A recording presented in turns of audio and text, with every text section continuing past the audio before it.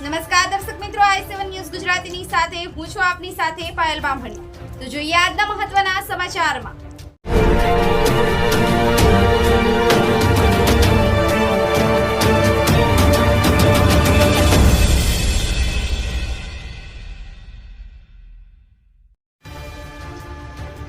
ચાકલિયાસોરા ગામે આવેલ ઘુઘરદેવ મહાદેવ મંદિરનો ધૂધનો એક પ્રકૃતિનો નજારો કુદરતના ખોળે નિહાળવા લોકો ઉમટી પડવા જોવા મળ્યા છે।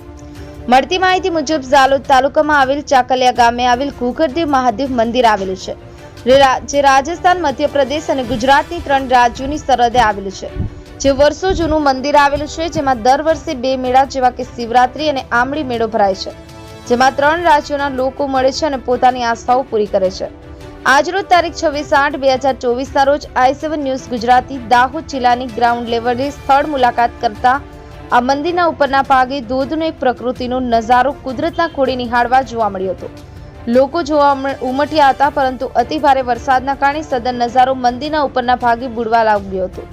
મંદિરમાં આવવા જવાનો રસ્તો બંધ જોવા મળ્યો હતો। પૂરના કારણે કોઈ જાનહાનિ ન થાય તે માટે ચાકલિયા પોલીસ સ્ટેશન દ્વારા પોલીસ બંદોબસ્ત ગોઠવી દેવામાં આવ્યો હતો અને લોકોને મંદિર તરફ જતા રોકીની સલામતી જોખમાય નહીં તેની તકેદારી રાખી રહ્યા હતા। સ્થાનિક લોકો જેવા કે ચાકલિયાના વતની એવા પંડા કલ્પેશભાઈ પણ પોતાના કુટુંબ સાથે દર્શન કરવા આવેલા જોવા મળ્યા હતા। જે કુદરત નજારો જોવા મળ્યો હતો, ઉપરના ભાગે રાધાબેનનો કરાડ આવેલી છે, જે કુદરતના ખોળે નિહાળવા લોકો ઉમટી પડ્યા હતા। બ્યુરો ચીફ કાળુભાઈ ડામોર સાથે cameraman sensing Bariya, i7 news Gujarati Ramesh સત્યની સાથે।